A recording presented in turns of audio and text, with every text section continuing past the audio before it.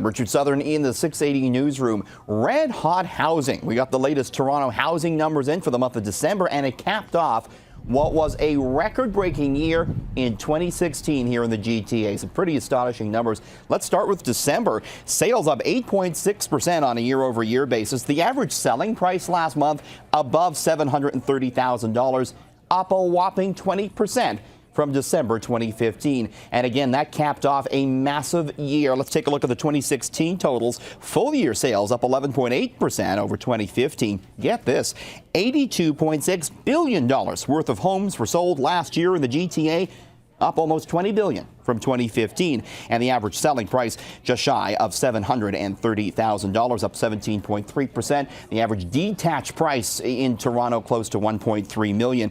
What does this tell us? Well, it tells us that the government controls the changes that Ottawa has made to the housing market to try and cool it off simply haven't worked. It continues to be a supply-demand imbalance. There are more buyers out there than there are homes to be sold. In fact, new listings fell to a 15-year low in December. Meantime, retail woes, and a lot of them in the U.S. today. Sears said it was closing 150 of its U.S. stores, as well as selling its Craftsman tool brand. That'll bring in $900 million. All this as Sears Holdings looks to shore up its balance sheet. It's been struggling with soft sales. Sears said it had a very bad holiday season in the U.S. Same-store sales at its Sears and Kmart stores down in a range of 12 to 13% in the November-December period.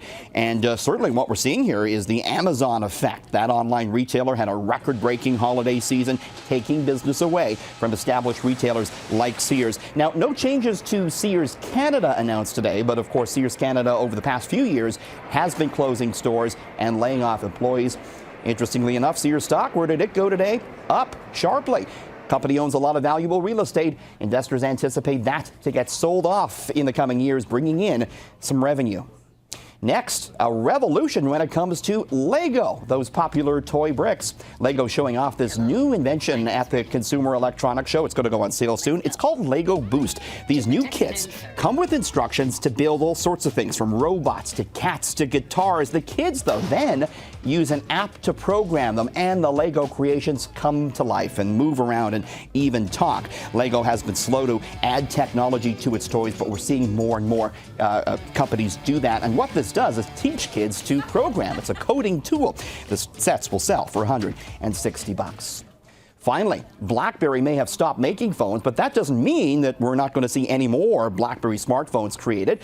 Companies are making them via license, and we've got a new one coming out. And lo and behold, it has a physical keyboard. A lot of people are going to like that. It's called the Blackberry Mercury.